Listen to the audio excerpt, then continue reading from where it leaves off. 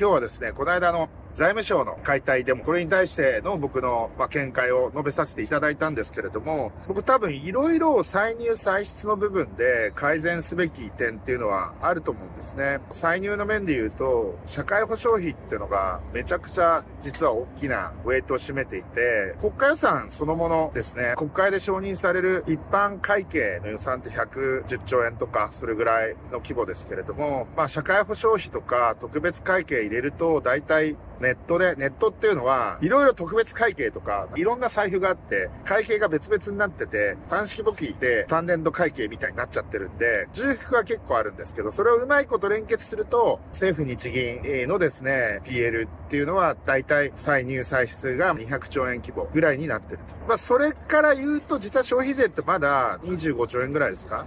なんで、そこまででかい収入ではないんですけれども、非常に大事な財源ではあるよねっていうことなんですね。で、僕、歳入でやっぱり見直した方がいいなと思ってるのは、国民民主党はさ、30% にしようとかって言ってたけど、株式譲渡益の分離課税に対して、金融所得に対して 20% じゃなくて 30% 課税しろっていうのを、俺ほんと暴論だと思ってて、だいたい、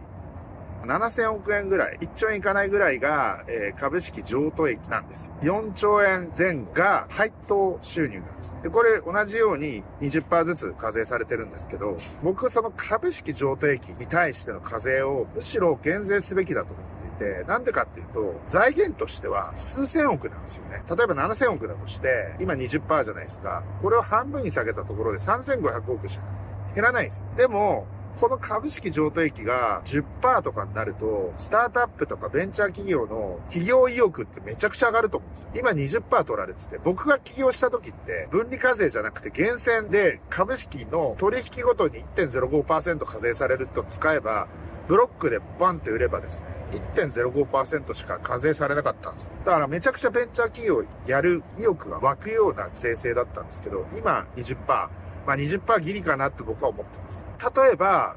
シンガポールとかドバイみたいに 0% って難しいと思いますけれども、他の税とのバランスがあるんで、一時期金融所得の株式譲渡益って 20% から 10%、軽減税率が実は適用されていて、時限措置でね、10% って時期があったんですけど、僕 10% まで下げられると思うんですよね。でも 10% まで下げたら日本に来て日本で起業したい起業家が世界中から集まってくると思うし、その人たちが所得税と法人税とかそういったものも払ってくれて雇用も生み出してくれるんで僕はすごくいいなと思ってるんですけど、逆に言うと30% に上げてもそんなに増えない。だから、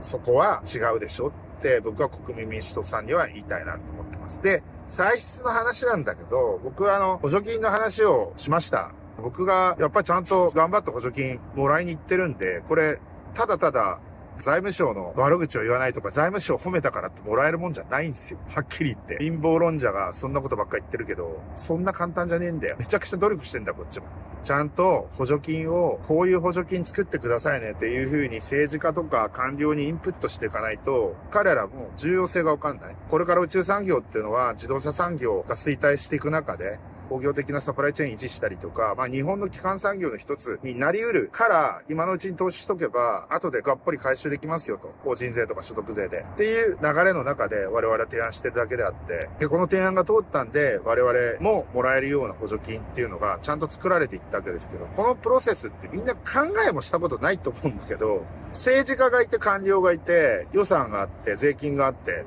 だから、皆さんから徴収した税金をどのようにして使うのかっていうのはみんな考えて、これまでの歴史があって積み上げがあってここに来てるわけです。批判するのは簡単だよ。例えば自民党とか立憲民主党も同じだと思うんですけど、既得権益者に対するばらまき、それは会社にばらまくのか個人にばらまくのかの違いだけであって、立憲も自民もその点に関しては全然変わんないんですよ。一番わかりやすい例で言うと、じゃあ能登半島の地震、復興どうしますかみたいな話あるじゃない。見捨てんのかと、政府は。能登半島。そういう議論で、かわいそうだよね、みたいな話になって、いくらでもまた橋とかトンネルとか再建しろ、みたいな話、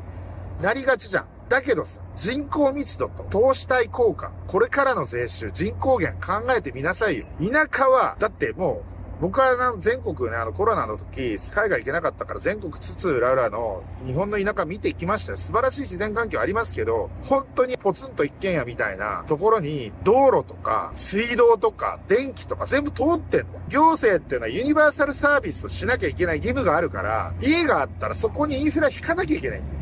だ。だけどさ、この間のさ、どこだったっけ？陥没事故あったじゃん？下水の。あんなことが、もう日本中で起きてるわけ。あれほどでかい事故だったから、めちゃくちゃ報道されたけど、あの手の事故はほんとずっと毎日のように起こってるわけ、全国各地で。なんでかって言ったら、これ以上投資ができない、メンテナンスができないようなところにインフラ作っちゃってるからよ。それはじゃあなんでそんなことになってるかっていうと、地元の建設業者とか土木業者とかが、地元の国会議員とかに陳情して仕事くれと。陳情して、献金して、それで政治家が生まれて、その政治家が政府に行って補助金出せって言って、補助金出させてるわけじゃん。だからそうなっちゃってるわけ。こんなの意味ないじゃないですかと。こんなところにこんな道路とか橋作って、どんだけの人たちが利用してますか？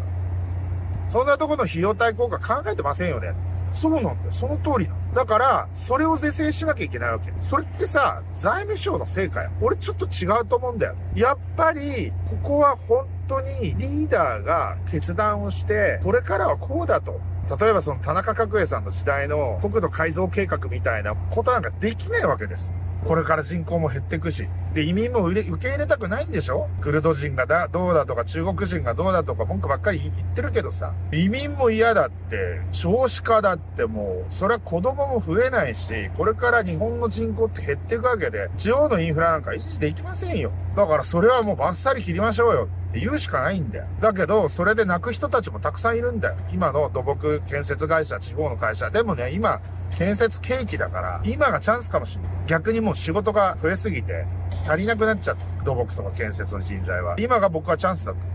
もう無駄なインフラ投資はやめて、そうじゃないところ、もうちょっと費用対効果、投資対効果が高いところに、経営者配分していきましょうよって話に絶対すべきなんだよ。それってやっぱり政治の仕事なんだよ。財務省解体したってどうにもなんねえと思うよ、俺は。で、ちなみに言うと、俺はロケットの事業は日本にとって、だってロケットって輸出できないからね。防衛とか安全保障に関わる問題なんで、うちのロケットって海外で打ち上げにならないんですよ、実質的に。だから国内に産業が立地するし、めちゃくちゃ大きな産業になると思う。だってスペース X とか見てたらわかりますよね。ああいう風になるんですよ。だから、こんだけのお金で、これだけの投資対効果を上げられますよってことを我々はプレゼンテーションして、補助金を作ってもらって、で、その一部をいただいてるってことですよ。努力しようぜ、みんな。お前らが貧乏なのは財務省のせいじゃねえよ。お前のやる気とか能力が足りねえからだよ。ごめんな、でも体が弱くてやる気が出ねえとか、なんか頭が悪いとか、あるかもしんねえよ、お前らは。だけどさ、他と違いのところに文句言ってもしょうがねえんだよ。何も変わんねえよ。財務省でデモしたってお前の生活は良くなんねえよ。絶対なんねえから。だから違うことやろう。だから政治に対して僕はヒカルくんみたいな人が関心を持ってくれることはすごく大事だし、この議論をきっかけにして本当にやらなきゃいけないことっていうのは何なんだっていうことを考えるきっかけになってくれればいいかなと思います。どうしよう。